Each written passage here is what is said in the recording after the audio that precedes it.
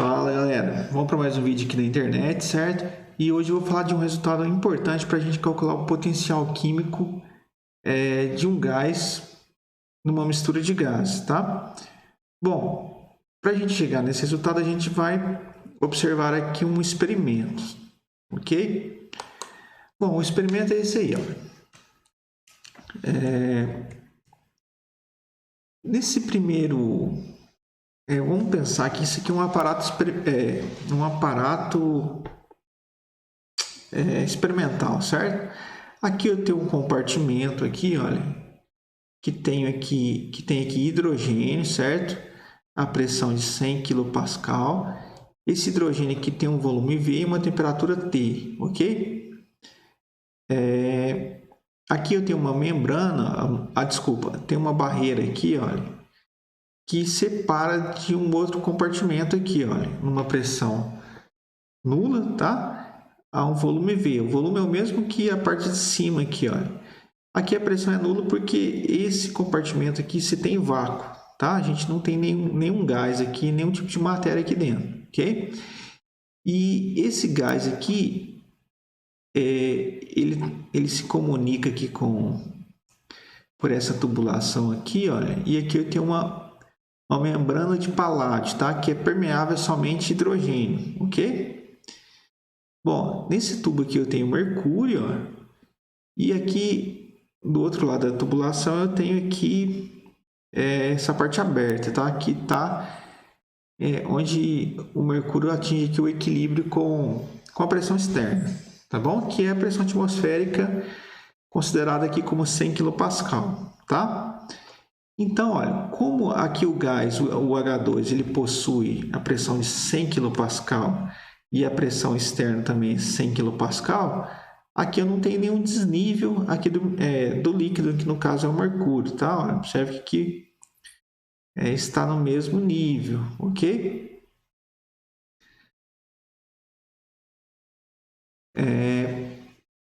Aí, em seguida, retira-se essa barreira aqui, olha, que separava as duas partes aqui desse recipiente, né? Retirando a barreira, gente, o gás agora ele está aqui num volume 2V, né? O volume do recipiente dobrou, tá bom? Se o volume do recipiente dobrou, a pressão cai pela metade, ok? Bom, se a pressão caiu pela metade, ó, então a pressão aqui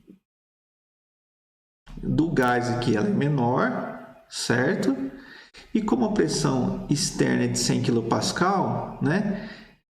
Tem que subir um pouco da coluna de líquido de mercúrio, tá? O que sobe aqui é justamente 38 centímetros, tá? Então, a pressão do gás mais a pressão da coluna de mercúrio até aqui nesse nível aqui, onde eu estou mostrando, olha, somadas,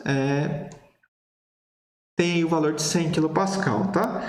38 centímetros de mercúrio equivale a 50 kPa. É só vocês lembrarem lá da relação que 1 atm, né, no caso aqui,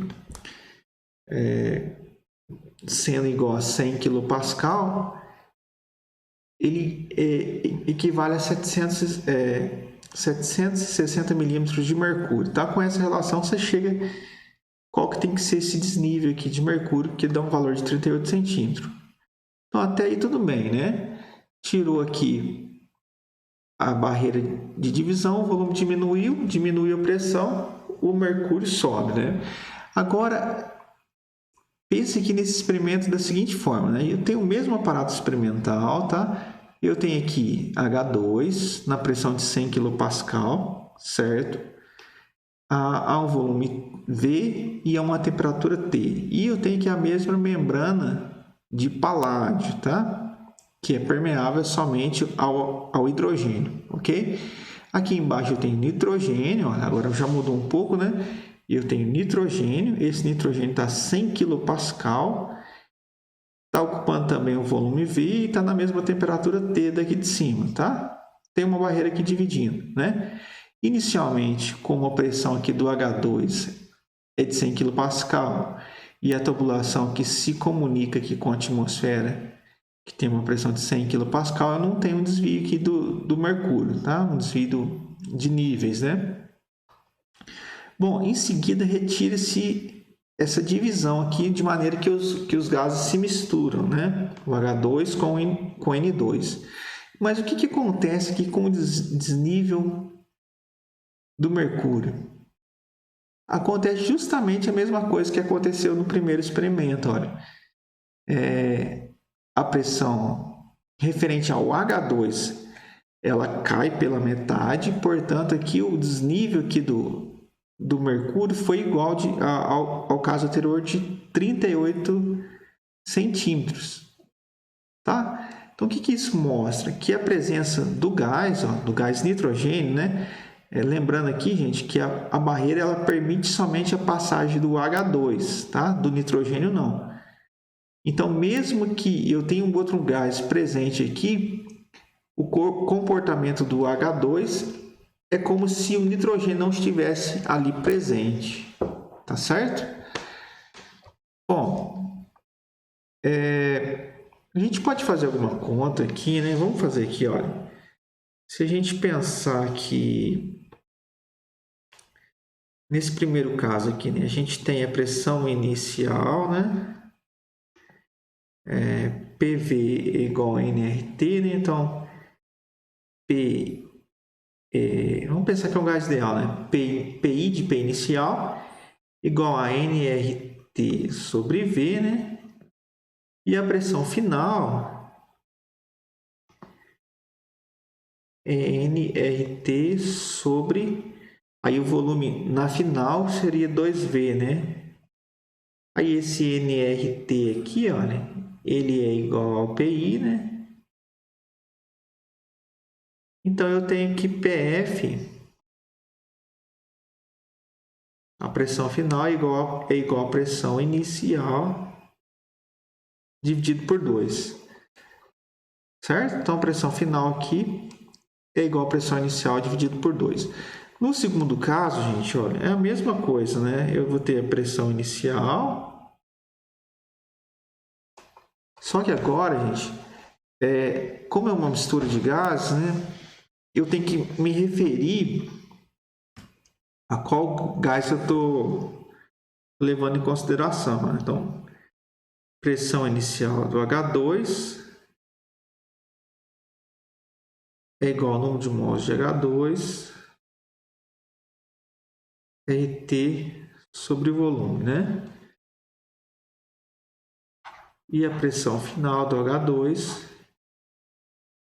é igual a NH2 RT sobre 2V, né? Que implica que a pressão final do H2 é igual à pressão inicial do H2 dividido por 2. Né? Então, o resultado é praticamente idêntico. E qual que é a pressão total aqui, gente? Olha, a pressão total é igual à pressão parcial do H2 mais a pressão parcial do N2, tá? Então, a pressão total ela é diferente da pressão atmosférica, tá?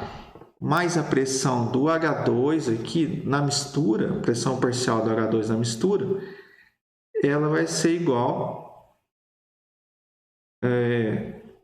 somada aí com essa coluna de líquido aqui, porque ela caiu pela metade, né? Ela era de 100 kPa, ela caiu para 50 kPa, ocorreu um desnível aqui do mercúrio, né? Então, a pressão do H2, né, parcial aqui na mistura, somada com essa altura aqui de mercúrio, ela é igual a 100 kPa. Tá bom, gente? E a pressão total aqui vai ser também 100 kPa, né? Lembrando aqui, gente, olha, então, que o nitrogênio não passa aqui nessa membrana de paládio, tá? Então, esse resultado vai ser muito importante para a gente falar do potencial químico de um gás e uma mistura de gás, ok? Bom, era isso que eu tinha para falar. A gente se vê no próximo vídeo, ok? Falou!